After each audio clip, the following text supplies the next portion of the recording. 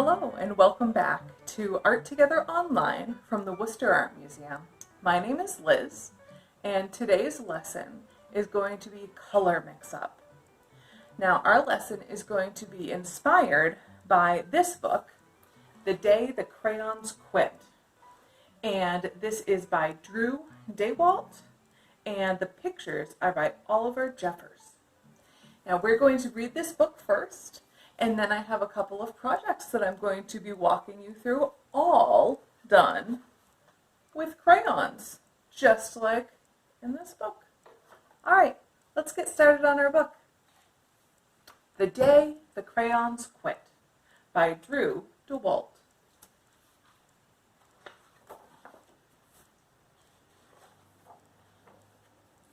One day in class, Duncan went to take out his crayons and found a stack of letters with his name on them.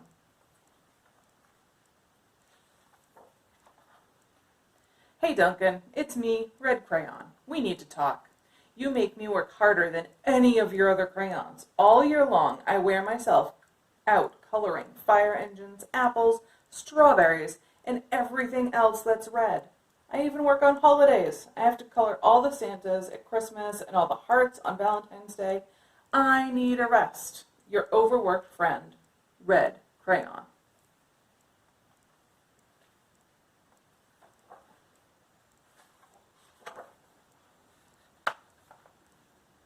Dear Duncan, all right, listen. I love that I'm your favorite crayon for grapes, dragons, and wizards hats, but it makes me crazy that so much of my gorgeous color goes outside the lines. If you don't start coloring inside the line soon, I'm going to completely lose it. Your very neat friend, Purple Crayon.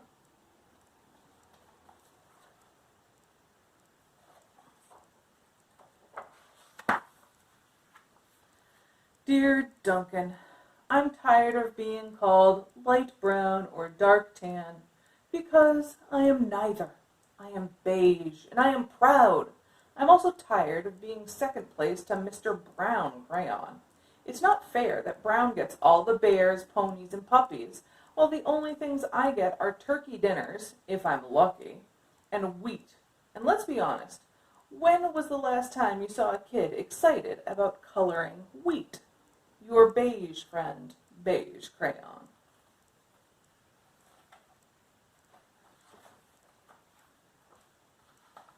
Duncan. Gray Crayon here. You're killing me. I know you love elephants, and I know that elephants are gray. But that's a lot of space to color in all by myself. And don't even get me started on your rhinos, hippos, and humpback whales. You know how tired I am after handling one of those things? Such big animals. Baby penguins are gray, you know. So are very tiny rocks, pebbles. How about one of those once in a while to give me a break? Your very tired friend, Gray Crayon.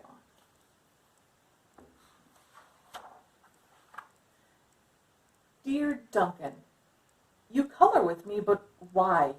Most of the time, I'm the same color as the page you are using me on, white. If I didn't have a black outline, you wouldn't even know I was there. I'm not even in the rainbow. I'm only used to color snow, or to fill in empty space between other things. And it leaves me feeling, well, empty. We need to talk.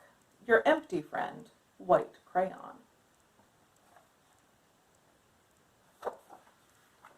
Hi, Duncan. I hate being used to draw the outline of things that are colored in by other colors, all of which think they're brighter than me. It's not fair when you use me to draw a nice beach ball and then fill in the colors of the ball with all the other crayons. How about a black beach ball sometime? Is that too much to ask? Your friend, Black Crayon.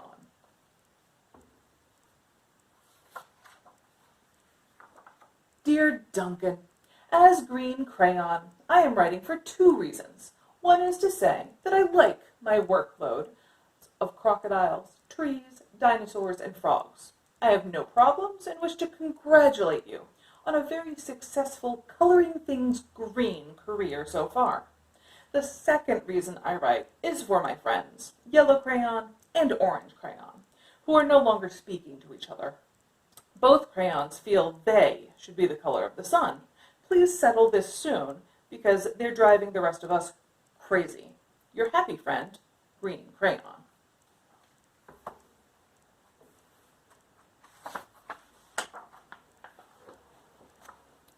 Dear Duncan, Yellow Crayon here. I need you to tell Orange Crayon that I am the color of the sun. I would tell him, but we are no longer speaking, and I can prove I'm the color of the sun too. Last Tuesday, you used me to color in the sun on your Happy Farm coloring book. In case you've forgotten, it's on page 7. You can't miss me. I'm shining down brilliantly on a field of yellow corn. Your pal, and the true color of the sun, Yellow Crayon.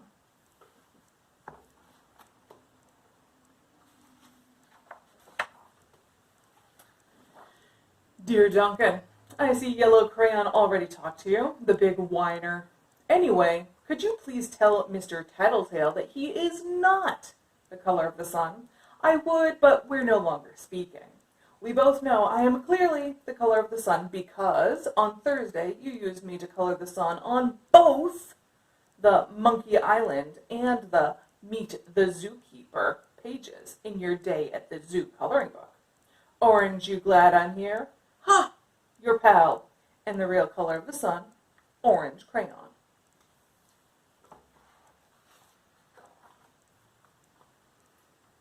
Dear Duncan, it has been great being your favorite color this past year and the year before and the year before that.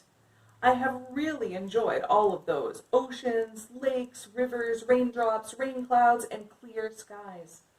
But the bad news is that I am so short and stubby, I can't even see over the railing in the crayon box anymore. I need a break. Your very stubby friend, Blue Crayon.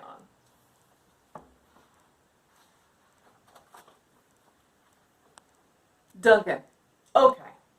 Listen here, kid. You have not used me once in the past year. It's because you think I am a girl's color, isn't it? Speaking of which, please tell your little sister I said thank you for using me to color in her Little Princess coloring book. I think she did a fabulous job of staying inside the lines. Now back to us. Could you please use me sometime to color the occasional pink dinosaur or monster or cowboy? Goodness knows they could use a splash of color. Your unused friend, Pink Crayon.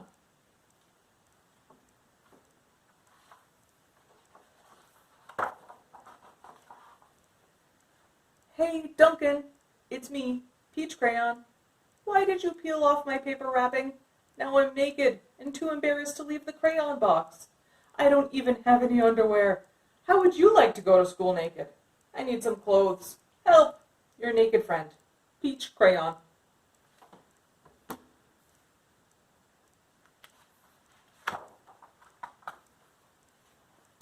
Well, poor Duncan just wanted to color.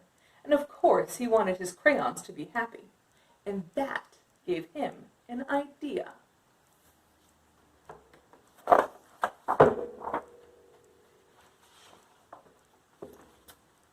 When Duncan showed his teacher his new picture, she gave him an A for coloring.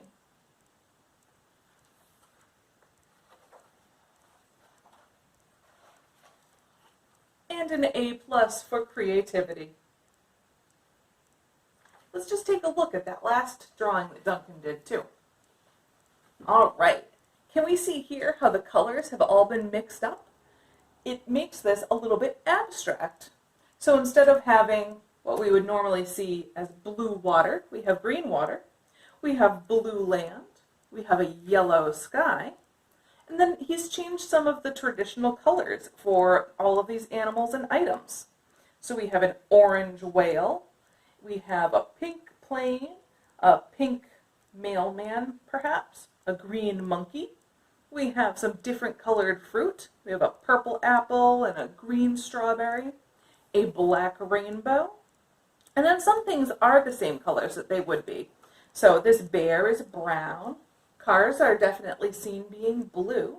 Those penguins are gray, and then tugboats can usually be red and black and white. And then even this Santa character has a red shirt, but then an orange hat. So what we're going to get to do today is use our own imagination as we work with crayons. But first, we're going to go into the galleries, and we're going to see some art where the artists have used some pretty fun colors too. All right, let's go in.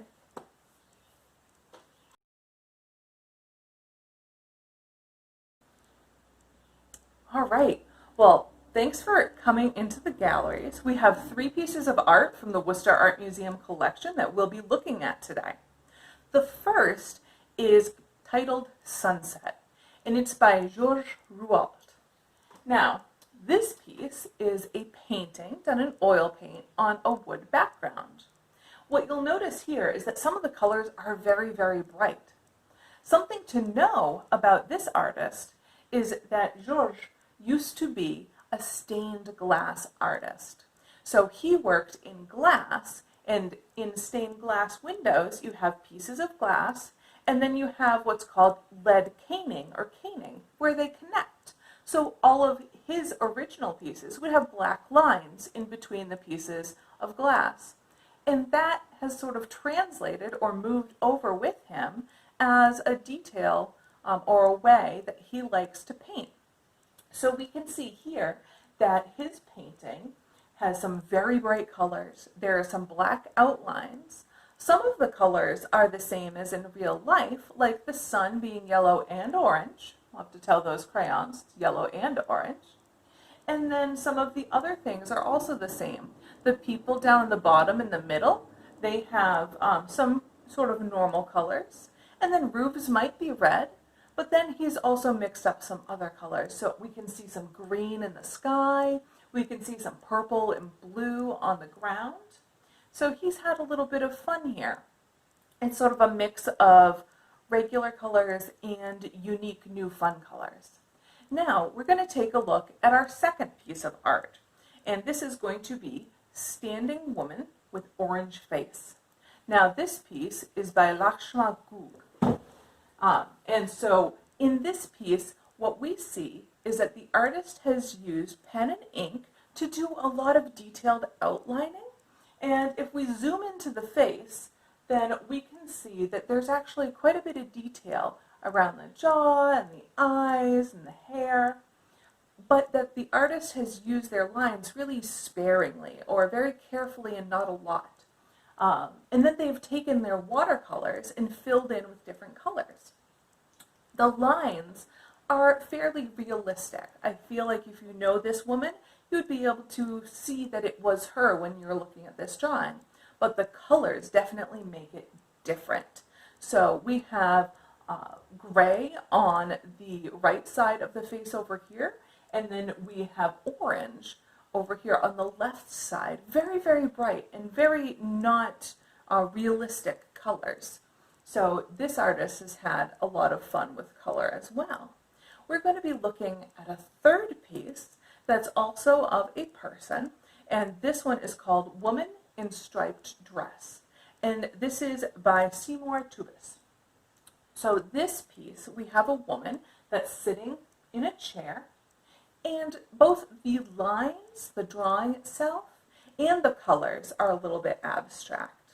We can see that unlike the lines in the last piece by Lakshma Ghoul, Seymour Tubis has decided to simplify the shapes. So instead of doing all of the exact details of what this woman looked like sitting in the dress with all the folds and the fabric and the shadows, Seymour has decided to simplify. So instead of having a bunch of different details, they use sort of tubes and curved triangles to create the shapes for the dress and the arms. So all of the shapes are simplified, which is abstracting or making it look a little less like reality. And then the colors are also interestingly chosen too. Most of these colors are reds and pinks. There's a little bit of white, there's some black, and then a little bit of a golden yellow. But I bet that this woman didn't exactly look like this, and neither did the room or her dress. So the artist was choosing to use specific colors and abstracting them, changing them from reality to figure out how he wanted to present his artwork. Now, what we're going to be doing is we'll just look really quickly at all of the three pieces that we looked at. So again, here's the first piece by George Roth. Here is the second piece by Lakshma Good. And then the third piece by Seymour Tubis. All of these pieces have used color in a new and interesting way. So what we're going to be doing is we're going to be creating our own artwork using crayons, just like in the book that we read, and we're going to be mixing up our crayons. So come on over to the studio and I'll get you started on your first project.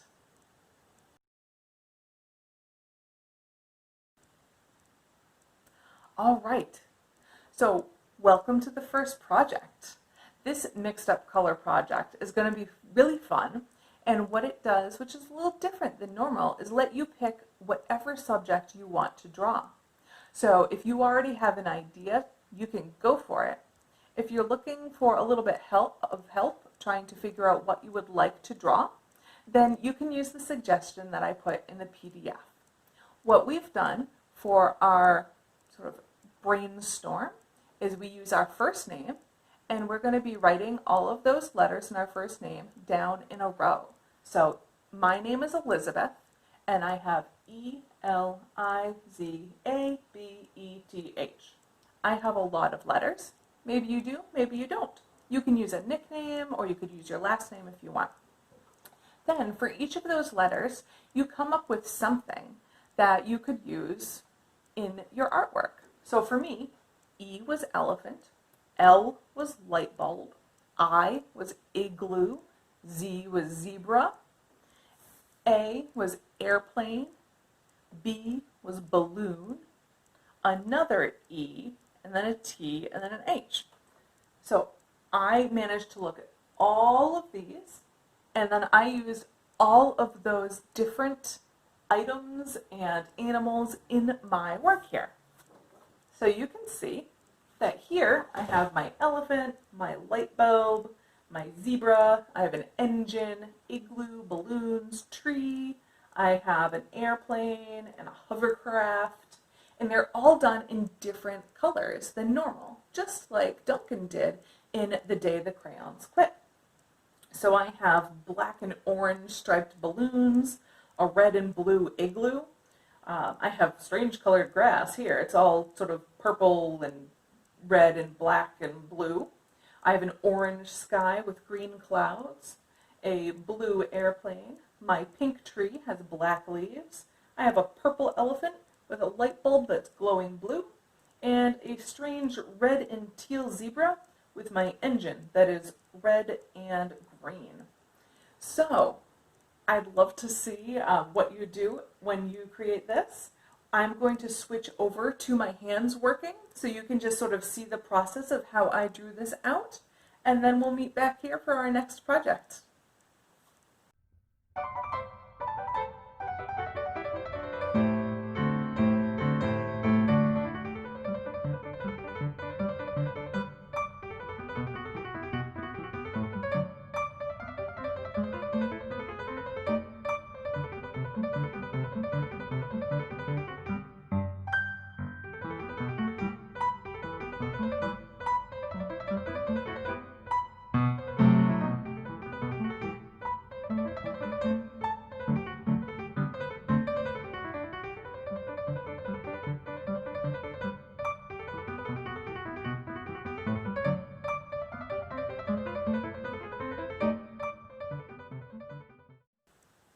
All right, I hope you enjoyed creating your crazy mixed up piece of art. If you want to join us for the second project, feel free, and we'll be starting that next. Come on.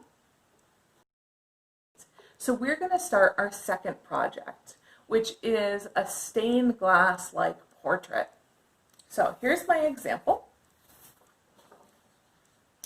So what I did here is I created a stained glass-like portrait using just crayons on black paper.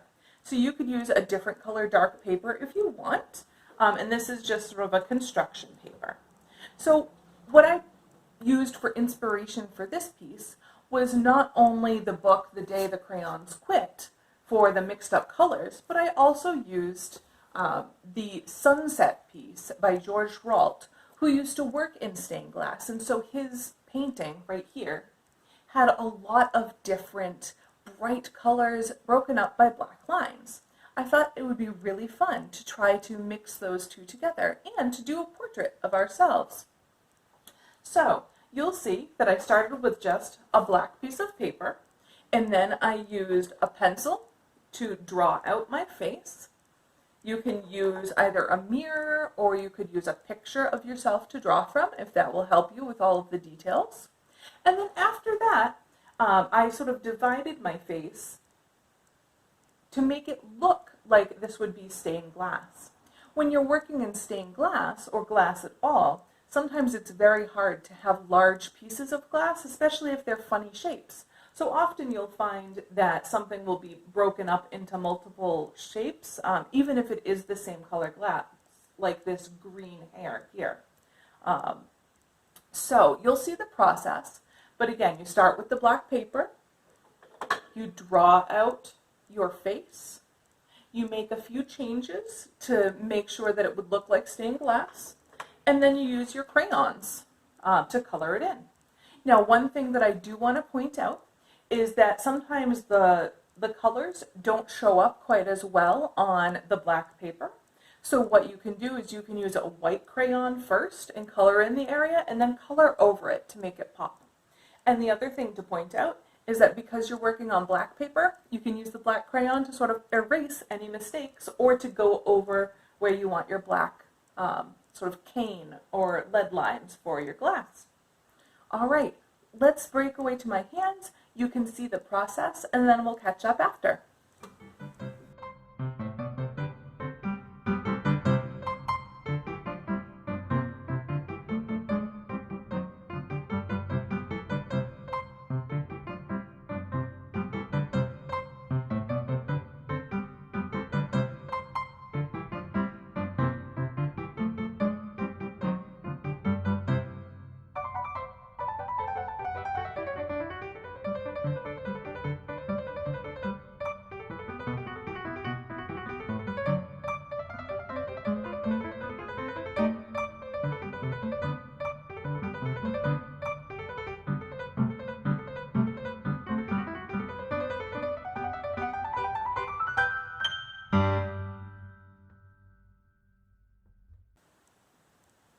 I hope that you enjoyed doing this stained glass portrait project.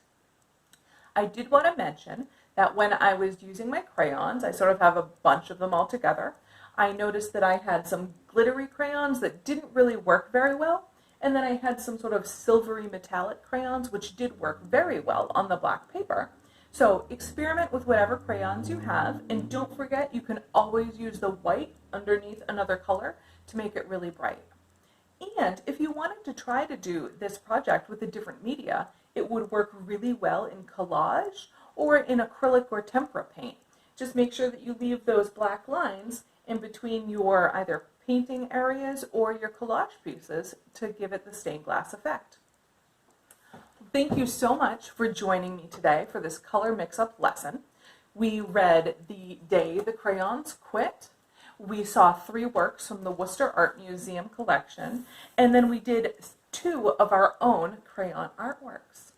If you'd like to share your artwork with us, we'd love to see it. You can post either on Facebook or on Instagram and use the hashtag WAM Art Together. Well, until next time, stay creative.